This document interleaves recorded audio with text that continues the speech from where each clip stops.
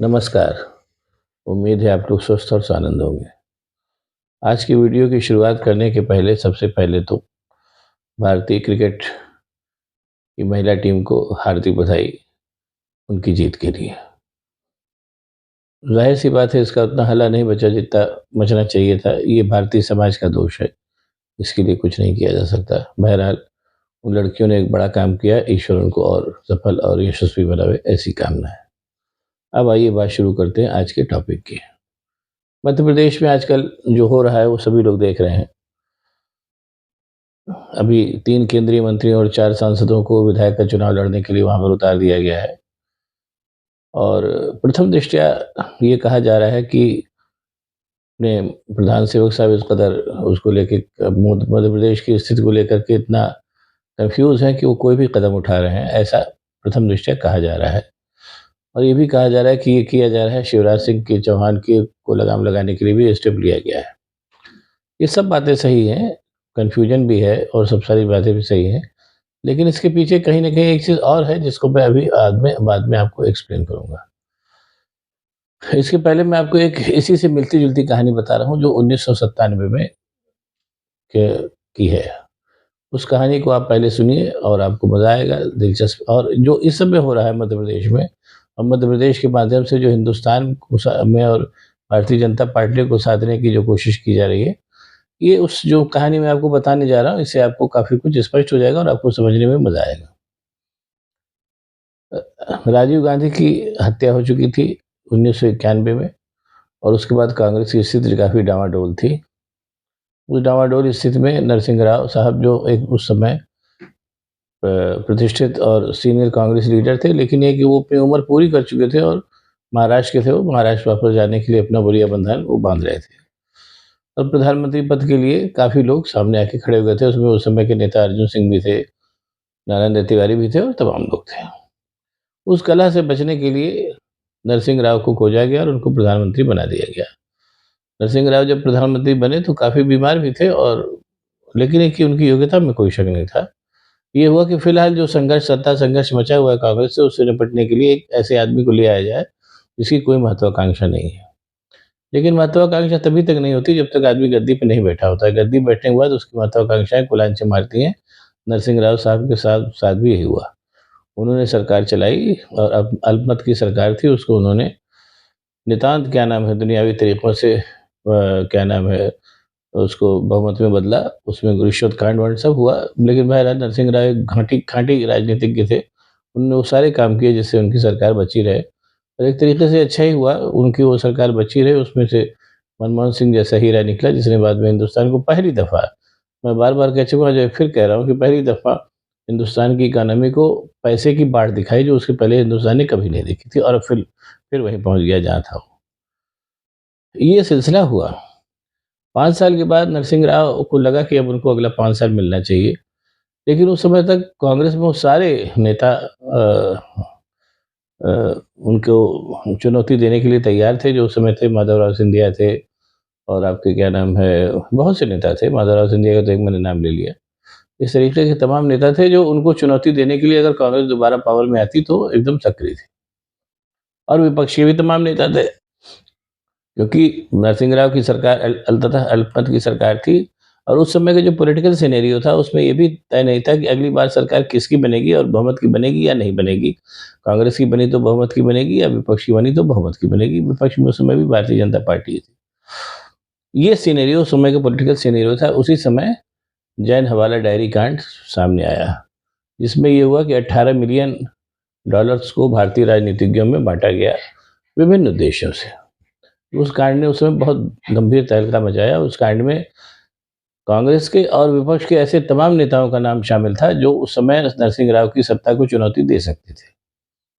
ऐसा कहा गया कि उस क्या नाम है जैन हवाला डायरी को हवा देने में नरसिंह राव ने ही महत्वपूर्ण भूमिका निभाई, और उन्होंने सारे के सारे उसको क्या नाम है एकदम प्रसारित होने दिया ताकि उनके सारे प्रतिद्वंदी अपने आप ही रास्ते से हट जाएं। एक सज्जन तो हट भी गए, जो उस समय लाल कृष्ण आडवाणी थे। उस समय भारतीय जनता पार्टी में थोड़ा सा ये आलम नहीं था, नैतिकता का दौर था। तो लाल कृष्ण आडवाणी ने त्यागपत्र दे दिया, कहा कि जब तक इस डायरी में से मेरा नाम नहीं हट जाएगा कानूनन, तब तक मैं लोकसभा का चुनाव नहीं लड़ूँगा, ये काम हुआ। लेकिन जैसा कहा जाता है कि तेरे मन कछुआ रे करता की कछुआ, नरसिंह राव की सरकार भी जो थी, जैसा मैंने कहा कि वो एक समय विशेष के चलते बनी थी और बहुत लोकप्रिय सरकार नहीं थी। इसके चलते वो दोबारा पावर में आएगी या नहीं आएगी, इसको लेकर के भी उनको वैसे उस कॉन्फिडेंस से नहीं कहा जा सकता था, जैसे राजीव गांधी या इंदिरा गांधी या नेहरू जी के बाद के लोग के बाद सरकारें बनती थी। इसीलिए नरसिंह राव ने ये बहुत बड़ा दांव खेला और उनके अपने जो जो भी उनको चैलेंज दे सकते थे, उनको सबको उन्होंने जैन हवाला डायरी कांड के माध्यम से मतलब बदनामी के धब्बे उनके ऊपर उन्होंने उछाल दिए। बहरहाल, जैसा मैंने कहा कि तेरे मन कछुआ रे करता के कछुआ, वो अपने नरसिंह राव साहब अपने अपने उसमें कामयाब नहीं हुए, क्योंकि जनता ने उनको नकार दिया और उसके बाद फिर लंबे समय तक अस्थिर सरकारों का दौर चला। 13 दिन की अटल बिहारी वाजपेयी की सरकार आई, फिर देवगौड़ा की आई, फिर 19 महीने के लिए अटल बिहारी वाजपेयी की सरकार आई। इस प्रकार से मामला चला और वो उससे ज़रा लंबा चला। मतलब वो हुआ।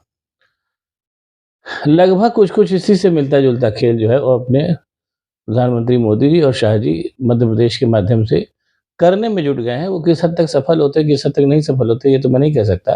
लेकिन बहरहाल खेल वही है, हाँ, तरीका बदल गया है।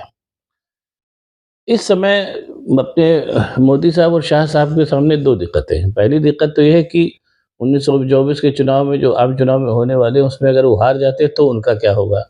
ये तो सबसे बड़ी बात है और अगर वो नहीं हारते हैं तो उनका क्या होगा? दोनों ही बातें हैं। अगले 2024 के आम चुनाव की 3 स्थितियाँ हैं। पहली चीज़ तो ये कि क्लियर कट मेजॉरिटी मिले, तो ज़ाहिर-सी बात है उसमें नरेंद्र मोदी और शाह की सुप्रीमेसी बनी रहेगी।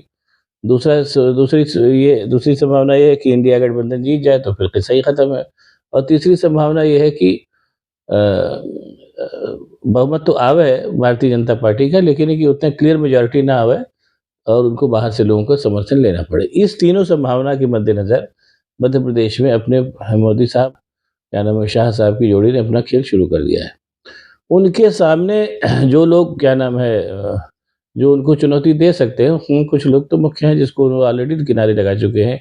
एक तो वो सुंदरा राजे सिंधिया थी जिनको दरकिनार कर दिया गया और वो सुंदरा राजे ने भी एक तरीके से वहाँ पर वो राजस्थान में अपनी ताकत कांग्रेस को ट्रांसफ़र कर दी है। वो उन लोगों ने पढ़ा भी देखा भी होगा। शिव ये आपके चौहान साहब हैं जो मध्य प्रदेश के चीफ मिनिस्टर हैं। ये भी 3 बार चीफ मिनिस्टर रह चुके थे और कहीं न कहीं वो जब प्रधानमंत्री मोदी अपने, क्या नाम है, गुजरात के चीफ मिनिस्टर बने, उससे उस समय तक उनका चौहान साहब का कद उनसे कहीं ज़्यादा हो चुका था और मध्य प्रदेश में उनकी तूती बोलती थी। उस तूती को भी जब वो ज्योतिरादित्य सिंधिया के माध्यम से चौथी बार चीफ मिनिस्टर बने तो वो तूती खत्म हो गई और साथ ही साथ चौहान साहब का कद भी खत्म हो गया। खैर वो भी एक ठीक बात है और इस तरीके से वो पूरा का पूरा सिनेरियो क्रिएट किया अपने शाह साहब और मोदी जी ने कि जो भी उनको चैलेंज दे सकते थे उनको उन्होंने किनारे लगाना शुरू कर दिया। मध्य प्रदेश में भी यही स्थिति खेल खेला जा रहा है। उसके पीछे 2-3 बातें हैं। पहली चीज़ तो ये है कि एक मध्य प्रदेश को जीतने के लिए एक बड़ा दाँव अपने मोदी जी ने चला है। 3 केंद्रीय मंत्री और 4 सांसदों को उन्होंने उतार दिया है कि उनके उनके वहाँ आने की वजह से ये सिनेरियो शायद बदल जाए। इतने इतने मतलब वो भी कच्चे खिलाड़ी नहीं हैं। वो भी इस ये जो रिस्क लिया है उन्होंने उसकी संभावना को जानते होंगे। सिनेरियो शायद बदल भी सकता है, सिनेरियो शायद नहीं भी बदल सकता है। और कुल मिला के ये कहना ज़्यादा उचित होगा कि जितना वहाँ पर कबाड़ा हो चुका है उसके बाद शायद अपने ये मोदी जी का और शाह साहब का ये दाँव बहुत सफल नहीं होगा। बहरहाल चुनाव में कुछ भी हो सकता है, देखना चाहिए। और एक बड़ा दाँव तो अपने मोदी जी और शाह साहब ने खेला ही है, 3 मंत्रियों और 4 सांसदों को उतार करके।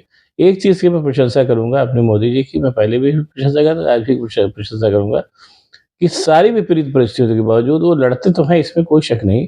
और भारतीय जनता पार्टी को, जिसके पास की कॉमन मैन के लिए कोई भी प्रोग्राम नहीं था और इसका एकदम खुला प्रोग्राम था कि हमको जो है वो बड़े लोगों के लिए काम करना है और खुलेआम अडानी अंबानी को इसको सबको उन्होंने, क्या नाम है, प्रेशर दिया। उसके बावजूद 10 साल शासन तो चलाए उन्होंने, ये बात तो फैक्ट है, माननी पड़ेगी उसके लिए, चाहे जो गिमिक्स के लिए चाहे जो भी किया वो एक अलग, वो तो बाद में इतिहास में उसकी चर्चा होती ही रहेगी। लेकिन कुल मिलाकर के जो भी किया उन्होंने, 10 साल सरकार तो चलाई ही। अब मध्य प्रदेश में वो ये गेम खेल रहे हैं कि मध्य प्रदेश में हो सकता है ये गेम सफल भी हो जाए और नहीं भी सफल होता है तो एक जो एक एक मतलब उसमें ऐसे मामलों में बहुत से ऐसे लोग निपट जाएँगे जो जो ऐसी सरकार अगर बनती है अगली 2014-24 के चुनाव में कि भारतीय जनता पार्टी को मेजॉरिटी के बस सरकार तो बनती है लेकिन क्लियर मेजॉरिटी नहीं मिलती। ऐसे में मोदी और शाह के पास अपनी पार्टी में उनको चैलेंज देने के लिए कोई नहीं बचेगा। मध्य प्रदेश का ये दाँव अभी आप देखिएगा कि जो बाकी राज्य है उसपे भी दोहराया जाएगा। ये दाँव कितना सफल होता है, कितना नहीं सफल होता है, ये तो बाद में भविष्य में पता चलेगा, लेकिन ये दाँव दोहराया जाएगा। और इस दाँव का पीछे इस पूरा जो खेल मध्य प्रदेश में खेला जा रहा है उसके पीछे जैसा मैंने बताया केवल 2 कारण हैं कि अगर 2024 में चुनावी हार हो जाती है, तो भी मोदी और शाह की जोड़ी का वर्चस्व भारतीय जनता पार्टी पर बना रहे।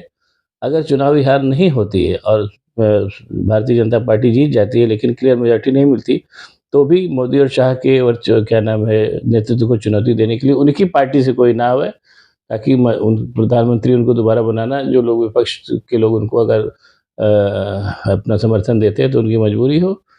और तीसरी बात ये है कि कुल मिलाकर के एक बड़ा खेल तो उन्होंने खेल ही दिया मध्य प्रदेश में।